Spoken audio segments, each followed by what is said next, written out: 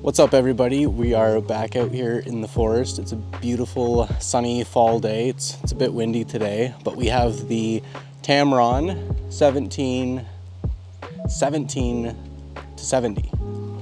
This is a really exciting lens. I'm pretty used to shooting on more like prime lenses, so like fixed focal length stuff, so it's really cool to have something within this focal range that can give you something a bit wide, but also you're able to zoom in to capture those smaller details.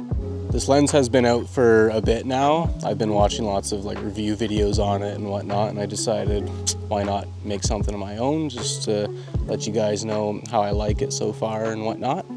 So this is roughly around like a 25 to 105 full frame equivalent. 17 on APS-C isn't really super wide, but it's still wide enough that you can get a fair amount of your scene in. And also being able to zoom in all the way to 70, you can create a lot of like subject separation. Once you're like past 50 to 70, you get that nice blurry background with the subjects. I've been having a lot of fun shooting on this lens. I usually tend to stick to kind of longer focal lengths just because I prefer that look, but I also do a lot of like landscape photography, so I find this lens is kind of perfect for me because I can still get pretty wide at 17, but if I want to capture the smaller details of something, then I'm able to zoom all the way into 70. So that's really good. I've really been having a lot of fun with it. The autofocus on this lens is super good. I mainly shoot with just continuous autofocus or flexible spot, and so far so good. I haven't had any issues. It's been super responsive and super easy. I haven't missed focus on any shots yet, so super happy with that. This is only like my second time actually going out and shooting with this lens, but I'm super happy with the quality of images it takes.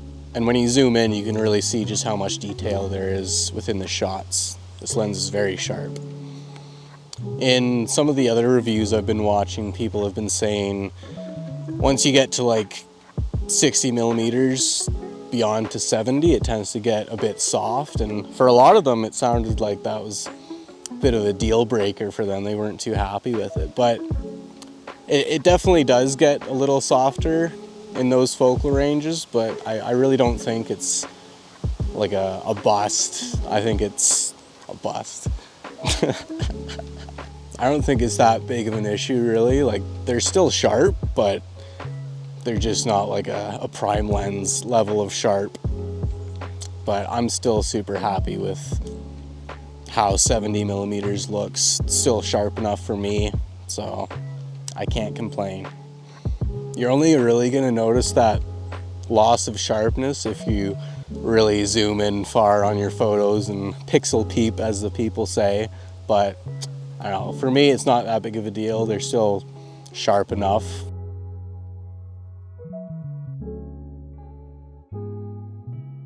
Now to talk about the price.